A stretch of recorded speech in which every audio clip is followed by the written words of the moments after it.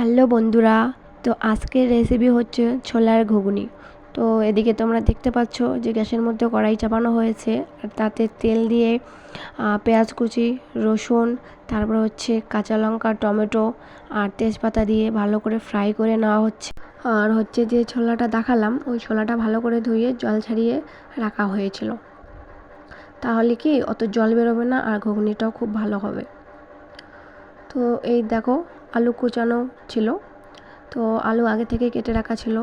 তো এইদিকে হচ্ছে এটা ভালো করে ফ্রাই করে নেওয়ার পরে আলুটা এখানে অ্যাড করে দেব। ঘুগনির জন্য পেঁয়াজটাকে কিন্তু মাস্ট ভালো করে ভেজে নিতে হবে। এবার হচ্ছে কুচনো আলুগুলো এখানে দিয়ে দেব।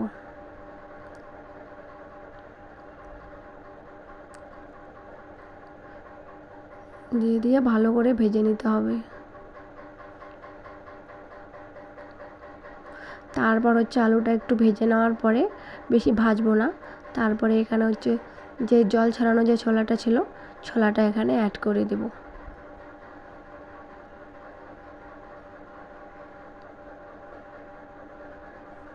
তারপর ছোলাটা দিয়ে দেওয়ার পরে ভালো করে নাড়াচাড়া করে নিতে হবে। তো কিছুক্ষণ এভাবে নাড়াচাড়া করার পর ওটাকে একটু ভাজা হওয়ার জন্য একটু ওটাকে রেখে দিতে হবে। অবশ্যই ফ্লেমটাকে মিডিয়াম ফ্লেমে রাখতে লাগবে, যাতে করে এটা একটু ভালো করে ভাজা হয়ে যায় আর উপর দিকে তেল ছাড়ে। কড়াইতে যাতে লেগে না যায় তার জন্য একটু নাড়াচাড়া করতে হবে। নাড়াচাড়া না করলে পরে দেখবে কি যে কড়াইতে লেগে যাচ্ছে, তার জন্য একটু নাড়াচাড়া করতে লাগবে। তারপর এখানে হচ্ছে পরিমাণ মতো লবণ অ্যাড করতে হবে। আপনারা আপনাদের স্বাদ মতো লবণ অ্যাড করে দেবেন। তারপরে হচ্ছে এখানে লবণ আর দিয়ে দেওয়া হচ্ছে হলুদ গুঁড়ো।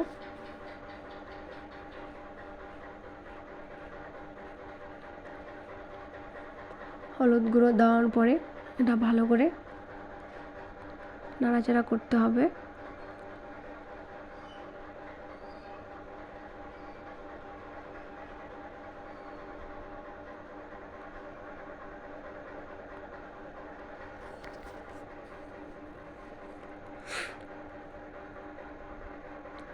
দেখতে পাচ্ছেন এটা ভালো করে নাড়াচাড়া করে নিচ্ছি।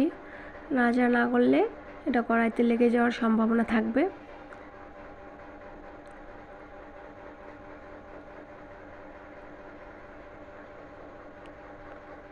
তো এটা ভালো করে ভাজা হয়ে যাওয়ার পরে তো এখানে আমরা হচ্ছে একটু জল অ্যাড করে দিচ্ছি, যাতে করে এটা হচ্ছে কড়াইতে লেগে না যায়।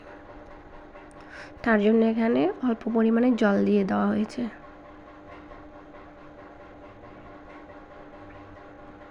তারপরে দেখতে পাচ্ছ জল শুকিয়ে যাওয়ার পর এটা ছোলাটা থেকে কিন্তু খুব সুন্দর তেল ছেড়ে দিয়েছে, এ দেখতে পাচ্ছো তোমরা। তারপর এটা একটু নাড়াচাড়া করে নিতে হবে। নাড়াচাড়া ভালো করে করতে হবে, বেশ উল্টে পাল্টে নাড়াচাড়া করে নেওয়ার পর দেখতে পাচ্ছ এই দেখো খুব সুন্দর কিন্তু একটা তেল ছেড়েছে।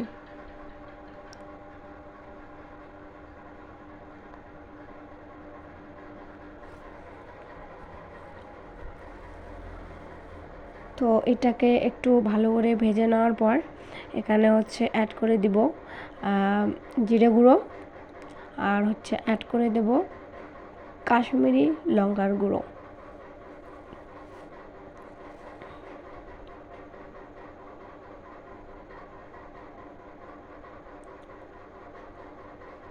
সব কিছুর পরিমাণ মতো ঝাল, লবণ যে যতটুকু খায়, আপনারা যতটুকু খায় পরিমাণ মতো লবণ ঝাল সব তরকারিতে দেবেন। কারণ হচ্ছে অনেকে হচ্ছে বেশি ঝাল খেতে পছন্দ করে না, আবার অনেকে ঝাল খেতে অনেকটা ভালোবাসে। সেক্ষেত্রে আপনাদের পরিমাণটা আপনারা নিজের মতো করে দেবেন। যারা বেশি ঝাল খেতে পছন্দ করেন তো তারা বেশি ঝাল অ্যাড করবেন, আর যারা বেশি ঝাল খেতে পছন্দ করেন না তারা কম করে ঝাল দিয়ে খাবেন।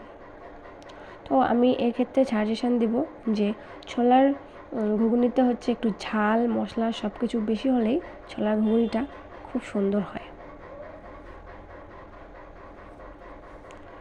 আমি একটু ঝালটা বেশি পছন্দ করি, তার জন্য এখানে বেশি করে লঙ্কা আর কাশ্মীরি লঙ্কার গুঁড়ো দিয়ে দেওয়া হয়েছে।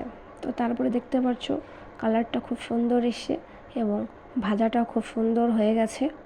তো এটাকে একটু উল্টে পাল্টে নিয়ে এখন এখানে জল অ্যাড করে দেব। যেহেতু আমাদের মশলাটা ভাজা হয়ে গেছে, কষানো হয়ে গেছে, তো এখানে এখন জল দিয়ে দেব। পরিমাণ মতো জল দেওয়ার পর চারদিকটা ভালো করে নাড়াচাড়া করে নিতে হবে, যাতে করে মশলা জলের সাথে মিশে যায়।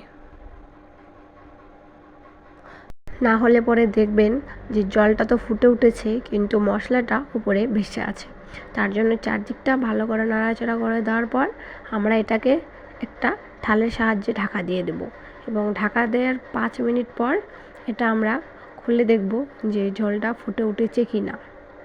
তো ঢাকনাটা সরানোর পর দেখতেই পারছেন যে ঝোলটা খুব সুন্দর ফুটে উঠেছে এবং ঝোলটা থেকে খুব সুন্দর একটা কালার ছেড়েছে। এর ফ্লেভারটাও কিন্তু খুব সুন্দর আসে।